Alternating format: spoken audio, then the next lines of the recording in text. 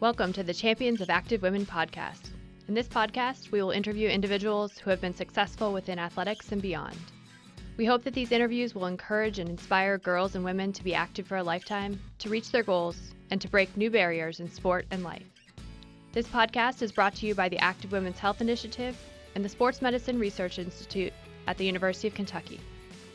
The mission of the Active Women's Health Initiative is to optimize health and promote physical activity and wellness for girls and women across the lifespan. We hope you enjoy our conversations and join us in understanding women's health today to ensure women's health tomorrow. Hi, I'm Dee Dugonsky. Thank you for joining me for another episode of the Champions of Active Women podcast. Today, my guest is Dr. Liz Combs. Dr. Combs is a faculty member in the Department of Dietetics and Human Nutrition at the University of Kentucky. She earned her bachelor's degree in Dietetics and Food Science, her master's degree in Dietetic Administration, and her Doctorate of Education in Health Promotion, all from the University of Kentucky. Prior to joining the UK faculty, Dr. Combs counseled patients in an outpatient nutrition and weight management clinic. Dr. Combs was a multisport high school athlete, continued swimming into college, and is now an avid runner and group exercise instructor. I'm looking forward to hearing about her professional and personal experiences today. So welcome, Liz, and thanks for joining us today. Great. Thank you so much for having me. This is such a wonderful opportunity. So to get us started today, could you talk about what health means to you? Yeah, that's a fantastic question. So I actually teach a life cycle nutrition course to juniors and seniors in the Dietetics and Human Nutrition department. And the very first class of the first semester of it, that's the question I pose to them. And so I actually love it being turned back on me because it gives me an opportunity to reflect some about it. You know, I think of health kind of as a spectrum and not necessarily as a one size fits all. And the way that in nutrition that we talk about, food security, about having adequate nutrition to lead a healthy, active lifestyle, I kind of think of that in the terms of health too. That health is doing things for your body and for other people that allows you to have that free, active lifestyle. So it's definitely more than one faceted aspect of being physically active or eating well. It definitely encompasses ideas of social well-being, physical, emotional, just kind of this gamut that I think a lot of times we don't always pay attention to all aspects of the gamut. Yeah, and I'm excited to hear you have led an active lifestyle your whole life, and now you teach in dietetics and human nutrition and have some good clinical experiences there. So I'm interested to hear some of your responses because you have those backgrounds from multiple aspects of health. So could you talk about some of your experiences growing up, particularly with physical activity and sport? Certainly. It's kind of fun to get to reflect back on that, I think, and think about all the different forks in the road of how it brought me here. But I was a very active child, and I have an older brother, and so probably always trying to keep up with him and his friends had me out running and playing. And my parents allowed me to play whatever sports I wanted to play. And so I was on little t-ball teams, little soccer teams from the beginning. I was the only girl, and I had little pigtails with matching bows to whatever sport I was playing. I'm not that girly, but my mom loved the bows, so we always had out there. And then as I got older, it kind of started to narrow down a few sports of realizing where maybe some of my talents were. One place where my talents were not, but I had the opportunity to play was soccer. And so in 7th grade, our county school decided to start girls soccer. So before 7th grade for me, we didn't have any female soccer teams for our schools. And so they started it in 7th grade, and they had over 50 girls try out for this soccer team because there was such an interest there. And I had never played soccer before. I'd played softball, and I had swam and other things. And my friends talked me into trying out. And so I went, and I was horrible at it. Really bad, I have no hand-eye coordination whatsoever. But when the roster came out and they had to take us down from 50 girls to 20, somehow I was at the very bottom of that list. And the coach pulled me aside later on, and she said, it's definitely not because of any skill or talent that I had for soccer, but it was because of my spunk that I was allowed on the team, which is probably pretty true for a lot of my athletic endeavors. I don't know how innately talented I am, but I do have a lot of spunk, I would say. Yeah. Stubborn. So I played soccer then all the way through high school. but my love and my real, I guess, really the sport that I played and that was part of my life was swimming. So I know that we have that in common. Me too. And it definitely takes over your life, wouldn't you say? Absolutely. Yes. So I started on a little club team in my neighborhood when I was very, very young, I think maybe 6 years old. And from that very first summer, it just became something that I loved doing. I looked forward to going, and it got our energy out. And it was something that my brother and I could both do, even though we are different in age. And so my mom put us on then a club team starting after that first summer. And then for about 14 years after that, I was a competitive swimmer, and it was our life as a family. And it was typically anywhere between 7 and 10 practices a week, and then adding lifting once we got to high school or middle school into high school. And I just absolutely loved every single minute of my swimming career. And I had the opportunity to swim in my first few years of college, and that was a really nice transition to be part of a team at a larger institution than my high school. Mm-hmm. And I had the opportunity to coach a little bit at that point in time. So I coached for about 5 years as well on age group teams and summer teams. And so that was kind of how the trajectory of swimming came along in my life. And I still love to swim, although none of us can really swim right now. I know. It's been a little challenging. So swimming was a big part of your life all the way through college, and then your competitive career ended. And I'm wondering if you could talk to us about how that transition into lifetime physical activity went for you. Yeah, it's a life-changing experience, isn't it? You go from having a coaching team there to support you and to guide you and to push you, and having your teammates there for accountability, and it being a way of life for 12, 13, 14 years, and then all of a sudden just kind of being pushed out of the nest on your own. And that was a time of transition for me. So I was trying to figure out, how do I still have accountability and support and fun and movement without having a team there? And it definitely took some mistakes along the way and some things that worked well. But what I found at that point in time was actually the local YMCA. And for the first time ever, I found group exercise classes. And it was me. And at the time, there weren't that many young people doing group exercise. I know It's very different now. This is, 15 or plus years ago. And so it was me and some adult women and a few adult men, and they're doing like step aerobics. I mean, old school, like step. But I loved it. I loved having a time to go somewhere. I loved having people there that were counting on me being there, having the camaraderie of each other. And so from that, it just sparked a love of group exercise and having that sense of community still, even though it's not associated with a sports team necessarily. So it kind of took some of those best aspects of sport and applied them to a new setting. Yeah, it definitely did. And it's not to say that I didn't miss the competitiveness of swimming. So there was always that spark there still, kind of quietly there. And that spark was able to start to play itself out in things like running and triathlons. And so right when my swimming career ended at the college level, I got this crazy idea that I wanted to do a triathlon. And if you talk to most people that do triathlons, swimming is their weakest link of the three. I was like, well, I can do that. And open water didn't scare me. And I thought that would be good. But what I didn't have at the time was the ability to bike or run well. Yeah, 2/3 of the race, but that's okay. I biked to work as a lifeguard and as a swim coach. I biked to work every day, and that was fun, but nothing like going out for a few miles or whatever that would be. So I decided to kind of dabble a little bit in triathlons. And again, at the time, that wasn't a super normal thing to do. And so I think my friends thought I was like this Olympic athlete to go out there and do this triathlon. And they thought I was crazy. I'm like, no, it's like less than an hour of actual, activity. You could do it too. So I went and I did my first triathlon down in the hills of Tennessee near Nashville, on a mountain bike of all things.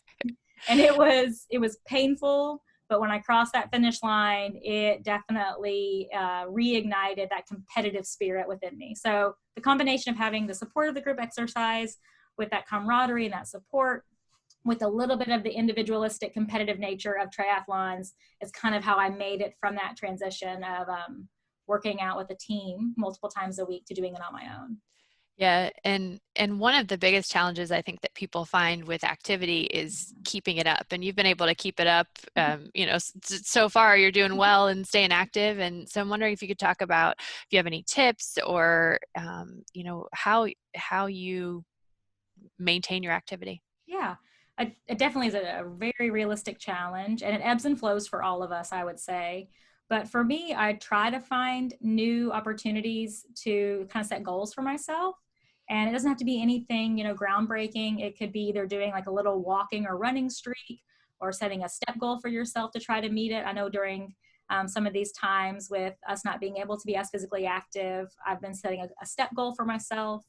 Or I'll do, we did a virtual half marathon recently with my family, Cool. and that was really fun. So we got to do it little by little. So I think kind of chunking things up and having small goals that you can attain really helps me stay motivated. It also helps me stay in the mindset of training for something. And even if it's not something big, it just helps me if I shift my mind to almost being like an athlete training for something rather than just going out to exercise. That's not as motivating for me personally. And lastly, with that, I'll say that I am a morning person. I think that's what swimming really Yeah. instilled in me, even in college. I don't know how it was for you, Dee, but I had my alarm at 4:53 in the morning in college for morning swim practices to roll out, put my parka on, and make it to the pool by 5:15. So that's never been necessarily a challenge for me, and I'm grateful for swimming for getting up early. So if I can get up early and get moving, it just starts my day off on the right foot. So I would say having some goals to try to aspire towards, and then if you can get up and get it done early, would be two ways to keep it going. Yeah, I think those are things that I definitely live by as well. I tried not to break the 5 o'clock barrier in college. Oh, yeah. It's just, that was a tough one for me. So It was so bad to live in the dorm and then to try, your friends would be going to bed next door at 1 a.m. and you knew you were getting up at 4:53 or 5 or whatever it was. But in retrospect, that definitely instilled some level of discipline that I still am grateful for today. absolutely. Do you have any favorite moments of being active? And these could be anywhere across your life. That is such a fun question to think back on. Like I said before, I would say that two or three things do stick out to me. And one thing that we haven't mentioned up until this point was in that time of transition, something else that happened was my mom started becoming more active as well. She had always been a relatively healthy person. She loved, walking, and she grew up on a farm. So she was very active, but she had never competed in things very much. And so during that time of transition, she had just come out of cancer treatment, and she decided that she wanted to set some goals for herself. And so we both decided to do a triathlon together. And we are Disney nerds through and through. It's something that we have a special love for is Disney and all things Disney. And so I figured if I could talk her into doing anything, it could be done at Disney World. Yeah. And so one of my favorite memories of movement would be doing a sprint triathlon with my mom at Disney World. And they only did this once, because you actually swam in what's the Seven Seas Lagoon. So it's this waterway right outside of Magic Kingdom. And there's actually a lot of alligators there. And so they let us swim there, which is crazy to believe. This was in 2008 or 2009. And we swam there, and then we biked and we ran. But that's such a special memory for me because we were able to, set this goal together, and to see her cross that finish line. It was it was just a big moment and very symbolic of crossing that finish line towards better health and getting through cancer treatment. So that would be one of my favorite ones. And then a little more selfishly, I would say that as of late, which is now a year and a half ago, I qualified for the Boston Marathon, which had been a goal for myself for a couple of years. And I qualified up in Indianapolis on a absolutely perfect day to run a marathon in November of 2018. And just knowing that my family was there at the finish line was really, really special for me. And I got to see them at the Indianapolis Marathon. You kind of come down a straightaway before you make a turn and see the finish line. And they were on that straightaway. And I was able to tell them at that moment in time, because I thankfully had a nice buffer that I was going to do it. And I was very emotional because my kids got to see me meet a goal that I had set for myself. And so crossing that finish line, knowing that I had definitely qualified with a nice buffer was quite emotional. I bust out in some tears, and they were all really supportive and happy. It sounds like a really special moment. And the Disney streak continued with you and your mom, correct? Right? It Oh didn't my end with that first event? No, like I said, we are nerds through and through. And so after that triathlon, we really liked that event down there. And a couple months after that happened, they announced that they were going to do a Princess Half Marathon for the first time at Disney. Now, they've had many other endurance events there before, marathons and 10Ks, but never one that was focused solely on women. Mm-hmm. And so they announced this actually in a pretty short turnaround time. And so my mom and I decided within a 6-week window, which I would not recommend for most people, that we were going to run our first half marathon together. And so we decided it was December because the half marathon for the Princess is at the end of February. So at the end of December here in Kentucky, we decided we were going to start training for this half marathon. And at the time, I mean, I didn't run more than a mile at a time. That just wasn't something that I thought I could do. I remember hearing of people going out for 45-minute runs, and I thought that was absolutely wild that somebody could run for that long. But with my mom there by my side, we started out kind of doing the Jeff Galloway method of running and walking. And we had so much fun that first year that we just loved the experience. It was a smaller event that first time around in 2009. And we crossed that finish line. And literally that same day, I decided I went ahead and signed up for my first full marathon at Disney, of course. Mm-hmm. And then, since then, we are called Perfect Princesses. And I say that with total air quotes, even though I know you can't see it. But the Perfect Princess means that you have a running streak of doing every single Disney half marathon, Princess half marathon. So we've done it for 12 years in a row now. And it is a really special time for my mom and I get to go down there and do that together. And there's only like 140 perfect princesses left out there. So we're trying to keep that streak going. I love that. I didn't know that part of the story, but that's really special and a great way to spend time with your mom and oh my goodness, keep both of you healthy at the same time. It is. It's very special. And I have a young daughter. And so for her to see, they don't get to go. People can't believe that we go to Disney World without my kids, but we don't, just this one time of the year. Yeah. But for my daughter to see pictures of us doing this together, I think is really special because I hope that instills in her that, one day she'll come alongside of us as well. Mm-hmm. And a really special generational mm-hmm. approach there to lifestyle physical activity. So switching gears a little bit here, I want to give you a chance to talk about your research interests and your teaching and how, you combine kind of your approach to health in the classroom in both your research. So you got your Doctorate of Education in health promotion, and you've worked clinically in dietetics and nutrition, counseling. So I'm just wondering if you could talk about, let's start with maybe your research interests in health promotion. Certainly, yeah. So my doctoral degree was, like you said, in the health promotion area, and my biggest interest there lies in maternal and child health, most specifically on how a mom impacts the health of her child, and not always through behaviors necessarily, but more through perceptions and beliefs and attitudes about health. And so I absolutely love the concept of how a mom embodies health and her thoughts surrounding it, how it trickles down and then impacts that child, and then what that long-term impact will be on that child specifically. And so my dissertation specifically was about maternal beliefs about feeding a toddler, because there actually still currently are not national guidelines for toddler nutrition, so for children under 2 years of age. Mm-hmm. So that first year of life, we have all these wonderful guidelines about breastfeeding or formula feeding. And then 2 and above, we have the dietary guidelines to kind of guide us. But this really important transitional year from 1 to 2, people are pretty much out there on their own. Yeah. And so I really was curious as during that transitional time, where do moms look for nutritional guidance and health guidance? And then how do their attitudes and behaviors impact how their child is reared in that way? And from that, I found some really interesting information about parental role construction, and all that means, that construct of how the mom views herself as a mother really impacts that child's health. So if a mom views that it is a value of her to be healthy, then she's going to be more likely to instill that in her child. Versus if a mom views that as somebody else's responsibility, whether it be another parent or grandparents or a daycare for that matter, that she doesn't take as much of a role in those health behaviors.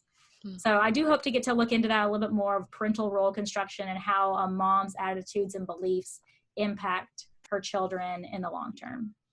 Yeah, and I think some of those same things we see in physical activity as being important. So I think that big picture of health that you began with is really important to think about from the parental perception and experience as well. It really is. It's so much more than, feeding them this well-balanced plate or going out for a walk in the evening. Those are wonderful things to do, but there's a lot more, silent things at play when we talk about beliefs and attitudes that I would love to learn more about. And I think it definitely goes hand in hand with physical activity. Yeah. So you are yourself the mom of two young children, and I'm wondering if you could talk about what it's like to maintain a healthy lifestyle as being a busy working mom. Yeah. So I have a 7-year-old son and a 4-year-old daughter, and they could not be more different. They are night and day different, but I am so grateful to get to spend a lot of time with them. And little by little, I think through osmosis, they've gotten to see how physical activity can kind of add to their life and gives them opportunities to get some of that energy and those wiggles out a lot. And so if they think of me, they think of me as a runner. If they ever draw me in pictures, they draw me running someplace. Oh, I love but that. I actually love that. And so we've had the opportunity to just get outside and to play a lot. And that's kind of one of the things that I love to do is, if we're in the house and we're all kind of on top of each other and there's some high stress there, if we just get outside, or in the summertime, if we just go to a pool, it all seems to dissipate. And so I think one thing that we try to do is just to get them outside.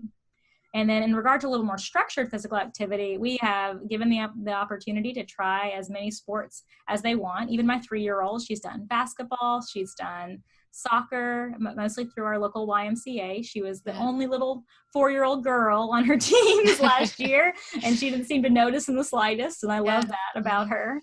And they've had the opportunity to play some of those sports, and I love cheering them on. But then one thing that I really do love recently in the Lexington area here is that they've been having a lot of opportunities to get kids involved in the racing schedule. And so whenever they have, a 5K or a 10K or a half, they've also been having little kid 1K races. Yeah. And the little kids get to earn a shirt just like their mom or dad do.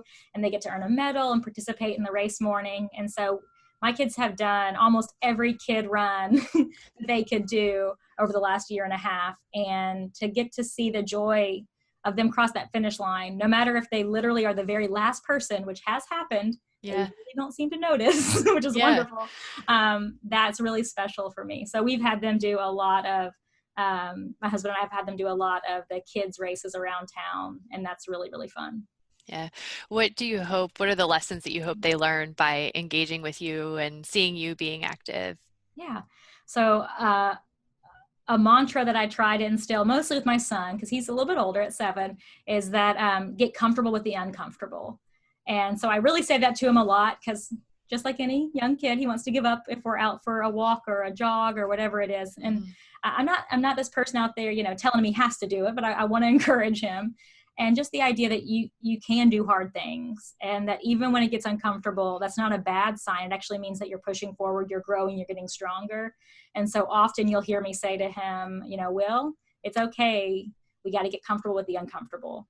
And I think that can apply to so many aspects of life, that, things that are hard are what makes it worthwhile. And that you can do things that you maybe didn't think that you could before. So I hope that he knows that he can do hard things, and that it's all the sweeter in the end once you do them. Yeah. And it's a beautiful lesson that, like you said, can apply to pretty much anything you do and choose to do, whether that's active or not. Yeah.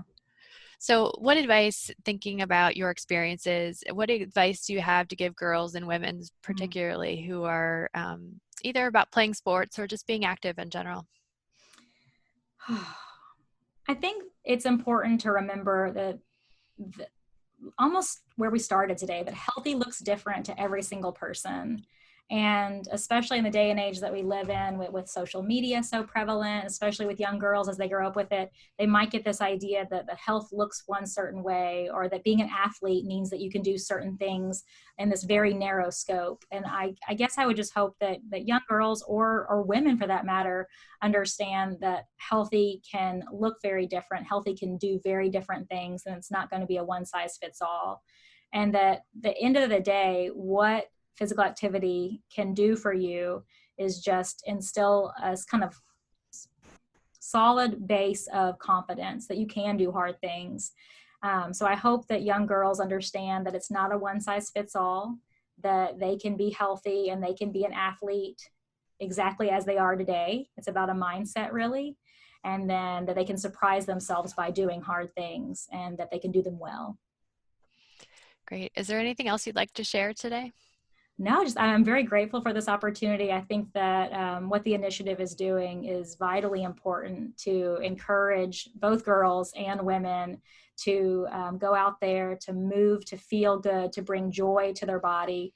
And I love the idea of joyful movement rather than thinking of it always as exercise. Mm-hmm. And if you think of it as what it can do for you immediately, as far as lifting mood, helping you sleep better, have some sense of calm to your day. There's a lot of things we can get out of exercise, much more than just going out there to burn calories or to become stronger. So hopefully looking at it as an all-encompassing piece of joyful movement could be one thing that I would just want to encourage people to do. It's a great perspective that can help people to be more active and to enjoy it in the process. I hope so. It's not about the calories always. Well, thank you so much for your time, and I appreciate your support of the initiative. Great. Thank you so much. Thank you for listening to the Champions of Active Women podcast. This podcast is brought to you by the Active Women's Health Initiative and was produced by the Faculty Media Depot at the University of Kentucky. If you enjoyed this episode, you can listen and subscribe to all of our episodes wherever you find your podcasts. For up-to-date information about the Active Women's Health Initiative, you can find us on social media at UKAWHI. Thank you for supporting us as we work to promote health and physical activity among girls and women across the lifespan.